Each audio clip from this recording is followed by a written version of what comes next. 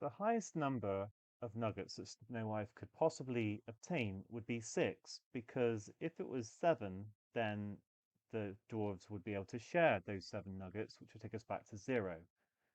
So we're interested in which of these numbers has a remainder of 6, or if none of them do, which one has the highest remainder. What I decided to do was do 7s into 100 first of all, just to see what remainder that gives. 7s into 10 go 1, remainder 3. 7s into 30 go 4, and then remainder 2. Now, one way of writing this, actually, is 100 mod 7 equals 2.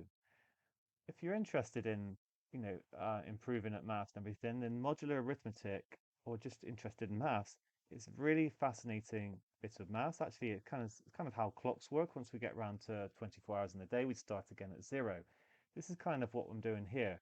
I'm saying, okay, some number of 7s go into 100, but then we're left with 2. Now, where am I going with this? If I do 200 mod 7, what remainder would we have here? Well, actually, there's going to be another 2 from the second 100. We're going to get to 4, which means for 300 mod 7, the remainder is going to be 6. And of course, you could actually do 7s into 300, but this is a slightly quicker way to do it. In the answers, they just quote the remainders, but I'm saying you could do that, but I'm trying to, go through this in a more detailed way. And that probably means that A is going to be the answer, because we're asked which number of nuggets would leave Snow White with the most. I've already said that 6 is the most you could get, so it's unlikely that 2 of them are going to give 6. Let's just carry on round and look at the rest though. So 400 mod 7. Well, that would take me to 8, but then that is divisible by 7, and that would give me a remainder of 1 actually. So once I'm at 8, I can actually, all the dwarves can get an extra nugget and I'm back to 1. Then 500 mod 7, I'm adding this extra 100, so I get an extra remainder of 2, takes me to 3. 600 would take me to 5, and then 700, well, actually that would take me to 7 or 0, because actually 700 is exactly divisible by 7.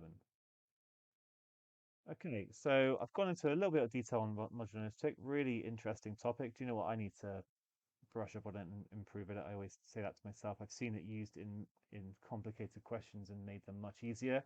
For example, when you're trying to find the last digit of a number, um, things like this, it's really useful. So if you don't like that, then just divide each of them by 7 and look for the highest remainder. But this is an alternative way to think about it, and you can actually get the answer very quickly. That's what I'm trying to illustrate in this question. If you do 100 divided by 7, remainder 2, you can see when you triple it to 300, you're going to get a remainder of 6, and so that must be the answer.